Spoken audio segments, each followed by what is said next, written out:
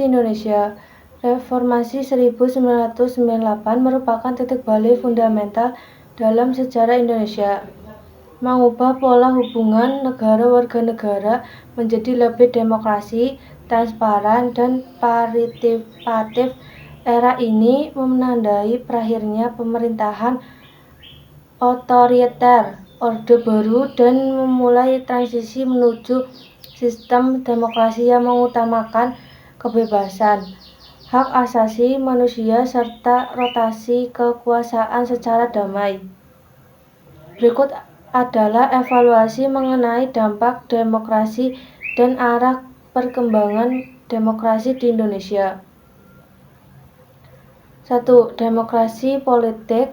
Sistem multipartai diperlakukan kembali, memungkinkan partisipasi politik yang lebih luas dan kompetitif.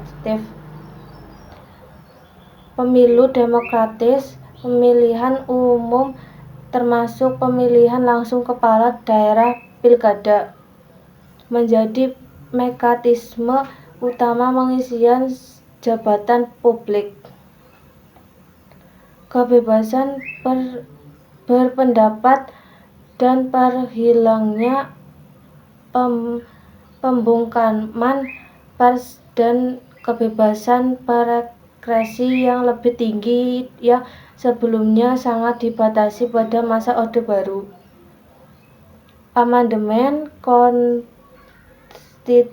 Dilakukannya amandemen UUD 1945 untuk membatasi kekuasaan eksekutif, memperkuat legislatif, dan menegaskan jaminan HM.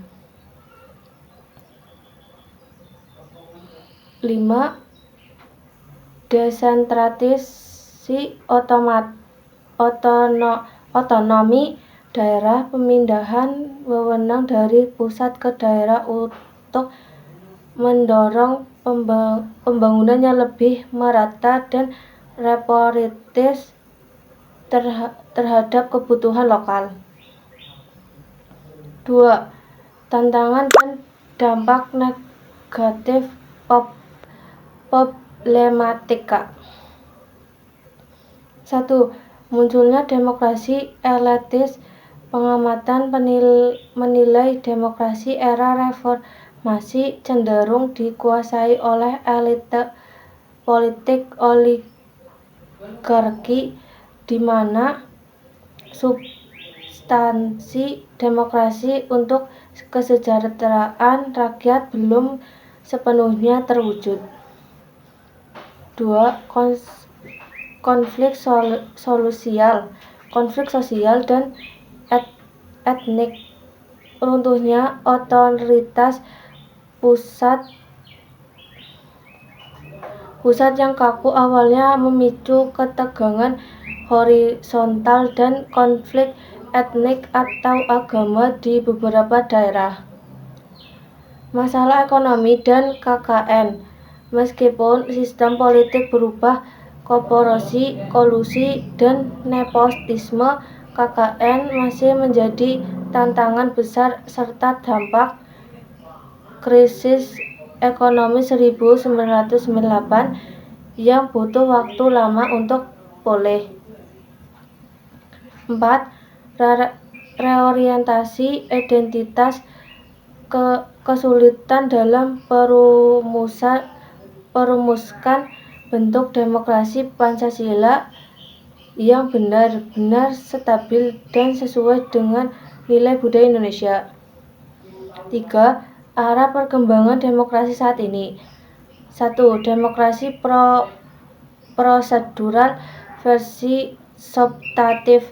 Saat ini demokrasi Indonesia dinilai masih kuat dalam prosedur pemilu berjalan rutin, namun masih berwujud dalam kualitas substansial, kualitas kebijakan menegakkan hukum.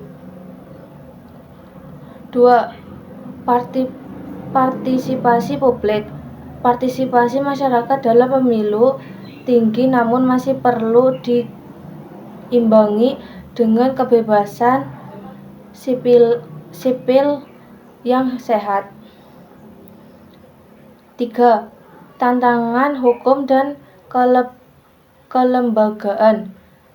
Fokus utama kini adalah meningkatkan efektivitas, efisiensi, dan keadilan dalam sistem peradilan serta lembaga negara.